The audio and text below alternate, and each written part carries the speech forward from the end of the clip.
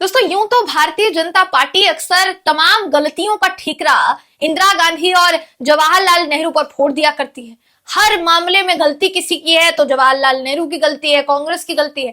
Emergency तो इन सब में एक बड़ा मुद्दा है ही, जिसको हर चुनाव में भाजपा द्वारा भुनाया जाता है। लेकिन इमरजेंसी के वक्त और आज के वक्त की तुलना अगर आप राजनीतिक तराजू में करेंगे तो निष्कर्ष हो सकता है कि साफ हो कि एक तरफ राजनीतिक द्वेष की भावना से देश में तालिबानी राज को आगे बढ़ाने की कोशिश की जा रही, तो वहीं दूसरी तरफ देश के आपसी सौहार्द और भाईचारे की नींव को मजबूत रखने की कोशिश दोस्तों की गई थी। दोस्तों रमजान से ठीक एक दिन पहले केंद्र की मोदी सरकार ने CAA को लागू कर दिया, मगर इस कानून के लागू होते ही देश की स्थिति बहुत तनावपूर्ण हो गई है।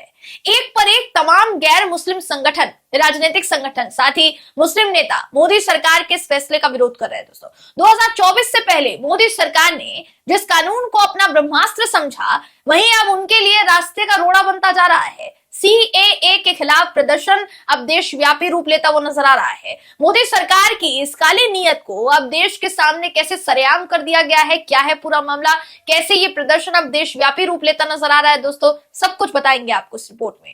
नमस्कार, मेरा नाम है जयंती झा और आप देख रहे हैं टाइम्स मेल। दोस्तों रमजान से ठीक एक दिन पहले देश की हिटलरशाही मोदी सरकार ने CAA कानून को लेकर अपना फैसला सुनाते हुए ये कानून लागू कर दिया है। मुस्लिम नेताओं समेत विपक्ष का जत्था जो है दोस्तों अब मोदी सरकार के विरोध में आकर खड़ा हो गया है। देश के कोने कोने में आंदोलन की आग फिर से भड़कने की आशंका है, मगर सरकार ने देश के नागरिकों को खुली चुनौती दे दी है। आपको बताते चले कि रमजान से पहले नागरिकता संशोधन कानून लागू किए जाने पर AIMIM चीफ असदुद्दीन ओवैसी ने कहा है दोस्तों कि ये मुसलमानों के लिए एक संदेश है। उन्होंने कहा कि इसके जरिए केंद्र सरकार ये संदेश देना चाहती है कि आप लोग अब कागज निकाल लो।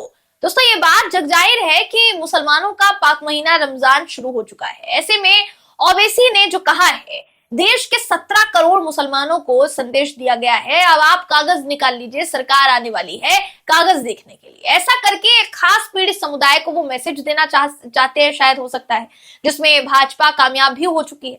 पहले ममता बनर्जी ने भी रमजान के मद्देनजर CAA के नोटिफिकेशन की टाइमिंग पर सवाल दागे थे। दोस्तों ममता बनर्जी ने मोदी सरकार के इस तानाशाही फैसले का विरोध करते हुए मोदी सरकार को आईना दिखा दिया है।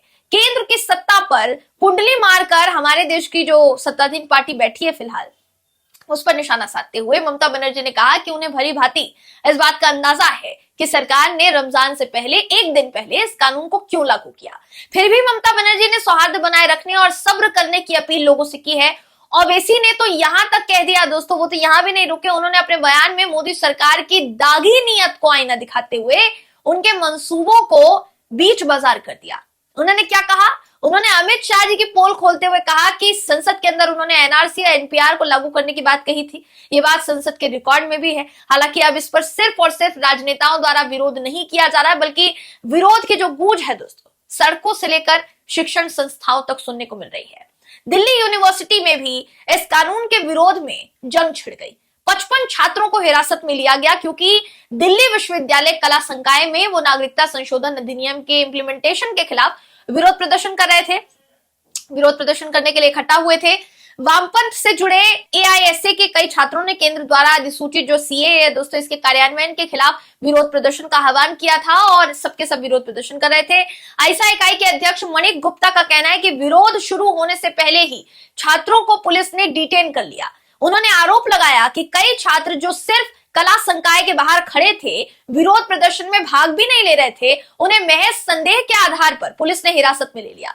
उन्होंने यह भी दावा किया दोस्तों कि छात्रों के साथ क्रूरता पूर्वक व्यवहार किया गया। इतना ही नहीं, खबर तो यह भी है कि 50 से 55 छात्रों को हटा दिया गया है जो CAA के खिलाफ प्रदर्शन कर रहे थे। उन्हें जगह से, उनके स्थान से हटा दिया गया है, जल्द ही रिहा उनको कर दिया जाएगा। दूसरी तरफ जहां मामला सुप्रीम कोर्ट पहुंच गया है, असम में भी विरोध शुरू है। दोस्तों खबर है कि असम के संगठनों की तरफ से ऑल असम स्टूडेंट्स यूनियन ने CAA के विरोध प्रदर्शन का आह्वान किया है। कई दलों ने, तकरीबन 10 दलों की बात की जाए तो, उन्होंने फोरम में राज्यव्यापी बंद का ऐलान किया है। कुछ जगह CAA की प्रतियां जलाई जा रही हैं। आंसू से जुड़े लोग दिल्ली आकर सरकार से CAA की अधिसूचना वापस लेने की मांग कर रहे हैं। असम पुलिस ने बंद बुलाए जाने पर 16 विपक्षी राजनीतिक दलों को कानूनी नोटिस जारी किया है। दोस्तों पुलिस ने राजनीतिक दलों को चेतावनी देते हुए कहा है कि गुवाहाटी हाईकोर्ट के आदेश के मुताबिक बंद में शामिल लोगों पर केस चलाया जा सकता है। गुवाहाटी हाईकोर्ट के 2023 के आदेश में कहा गया कि बंद अवैध और असंवैधानिक है।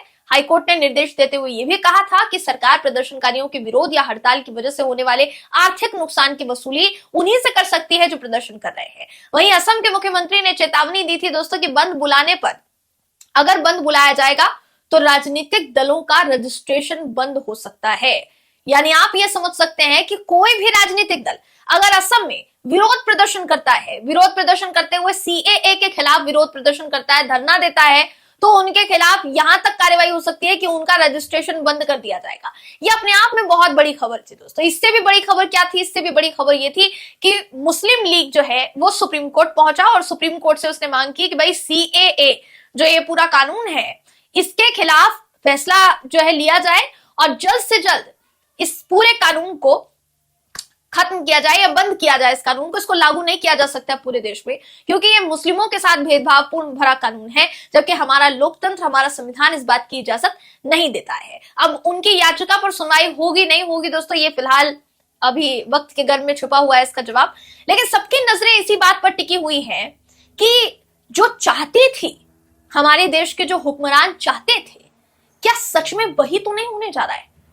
चुनाव से ठीक पहले 2019 में दोस्तों सीएए को लाने की चर्चा की गई थी, चुनाव से ठीक पहले, और अब दोबारा चुनाव से ठीक पहले, चंद महीनों पहले ये कानून लागू करने की बात जो है सामने आ रही है। ये अपने आप में हैरान कर देने वाला है, परेशान कर देने वाला है, क्योंकि इससे किसी और का कुछ नहीं जाएगा। अगर सरकार ने कानून पर जागरूकता ठीक से नहीं फैलाई तो फिर वही स्थिति आन पड़ेगी दोस्तों जो इससे पहले आन पड़ी थी, और ये नहीं होना चाहिए, क्योंकि देश में हिंसा का सीधा सा मतलब है राजनीतिक दलों को फायदा, चुनाव में खासकर। दोस्तों आपने ध्यान दिया होगा, अगर याद होगा आपको, तो ये तक कहा गया था कि जो विरोध कर रहे हैं उनको कपड़ों से पहचानिए। ये तक कहा गया था कि बटन ऐसे दबाना कि करंट जाकर सीधा शाहीन बाग में लगे।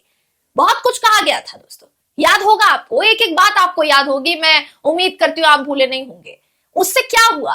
देश की छवि धूमिल हुई, देश की राजधानी दिल्ली में माहौल बिगड़ा, कई लोगों की जानें गई, कई लोगों के घर उजड़े। क्या हुआ उससे? ये दोबारा नहीं होना चाहिए। इसीलिए सबसे अपील करते हैं कि इस पूरे कानून के बारे में पहले समझिए, पूरे कानून के बारे में पहले आप देखिए, ध्यान से सुनिए, खबरों को पढ़िए दोस्तों, उसके बाद रिएक्ट कीजिए। किसी भी मामले में देखिए अफवाह फैलाई जा सकती है, आप अफवाहों पर ध्यान ना दें, क्योंकि माहौल बिगाड़ेगा। माहौल को मत बिगड़ने दीजिएगा। देश में आपसी सौहार्द बिगाड़ने का एकमात्र जिम्मा अगर किसी के कंधों पर है तो वो अब सिर्फ और सिर्फ देश की जनता है। वही देश की स्थिति को सुधार सकती है दोस्तों, बाकी कोई नहीं सुधार सकता है। इसीलिए आपसे टाइम्स मेल अपील करता है कि शांति बनाए रखें और दिमाग से काम लें। आपका इस पर क्या कहना है, पूरी रिपोर्ट पर क्या कहना है दोस्तों, अपनी राय कमेंट करके हमें जरूर बताइएगा। अगर आपको ये वीडियो पसंद आया हो तो वीडियो को लाइक कीजिए, शेयर कीजिए, चैनल को सब्सक्राइब करना बिल्कुल भी ना भूलें। फिर मुलाकात होगी आपसे अगली वीडियो में, तब तक के लिए नमस्कार। अगर अभी तक आपने हमारे चैनल टाइम्स मेल को सब्सक्राइब नहीं किया है तो जल्दी से सब्सक्राइब कर दें और बेल आइकन भी प्रेस कर दें।